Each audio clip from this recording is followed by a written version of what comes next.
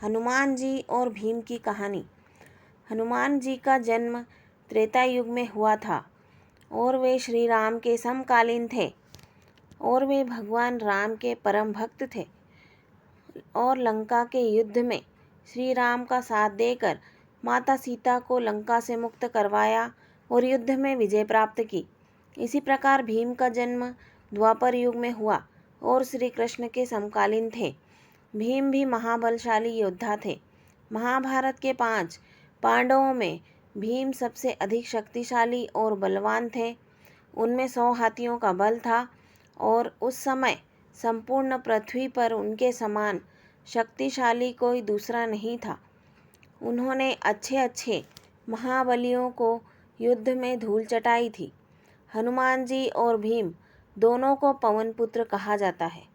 हनुमान जी को अमरता का बलिदान मिला है, इसीलिए जब तक धरती रहेगी हनुमान जी साक्षात इस धरती पर रहेंगे और लोगों के कष्टों को दूर करते रहेंगे। महाभारत में एक रोचक प्रसंग आता है जब अलग अलग युगों के 2 महान योद्धा हनुमान जी और भीम का सामना होता है। बात महाभारत काल की है। पांडवों को 14 वर्ष का वनवास और 1 वर्ष का अज्ञातवास मिला था। इस दौरान एक बार पांडव किसी वन में रुके हुए थे। उस वन में एक सरोवर था। उस सरोवर में सुगंधित कमल पुष्प लगे हुए थे जिनकी सुगंध चारों तरफ फैल रही थी। द्रौपदी को इन पुष्पों की सुगंध अपनी तरफ आकर्षित कर रही थी। द्रौपदी ने भीम को पुष्प लाने के लिए कहा और भीम निकल गए सुगंधित पुष्प कमल की तलाश में। तभी रास्ते में उन्हें एक बूढ़ा वानर मिला जो लेटा हुआ था और उसकी पूंछ रास्ते में फैली हुई थी।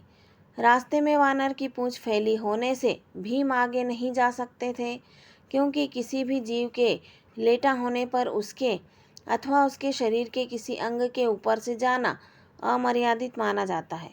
अपने रास्ते में वानर की पूंछ देखकर भीम ने वानर से अपनी पूंछ हटाने के लिए कहा। भीम की बात सुनकर वानर बोला, भाई मैं तो राम का भक्त हूँ, राम जी की कृपा से यहाँ लेटा हुआ हूँ। आप चाहें तो मेरे या मेरी पूंछ के ऊपर से जा सकते हैं।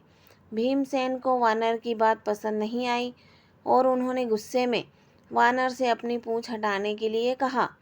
भीमसेन की बात सुनकर वानर बोला, भाई आप तो पृथ्वी के सबसे शक्तिशाली व्यक्ति हो, आप ही मेरी पूंछ हटा दो। भीमसेन ने बार बार वानर से अपनी पूंछ हटाने के लिए कहा और वानर ने भी बार बार यही उत्तर दिया। अंत में क्रोधित होकर भीम ने वानर की पूंछ को अपने एक हाथ से उठाने का प्रयास किया, परंतु वह वानर की पूंछ हिला भी नहीं सके। भीमसेन ने फिर अपने दोनों हाथों से वानर की पूंछ हटाने का प्रयास किया, परंतु वो वानर की पूंछ टस से मस नहीं कर सके। भीम ने बार बार प्रयास किया पर हर बार उन्हें असफलता ही हाथ लगी। भीमसेन समझ गए कि यह कोई साधारण वानर नहीं है, अपितु कोई देव पुरुष है जो भीम की परीक्षा ले रहे हैं। भीम ने दोनों हाथ जोड़कर अपनी गलती स्वीकार करते हुए वानर से उनका परिचय पूछा। वानर ने अपना परिचय श्री राम के सेवक के रूप में बतलाया। वानर की इतनी बात सुनकर भीमसेन समझ गए कि यह कोई और नहीं अपितु साक्षात हनुमान जी ही हैं।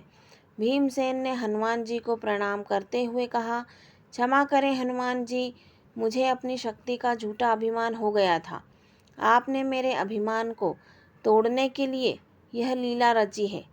कृपा कर आप मुझे अपने असली रूप में दर्शन दें।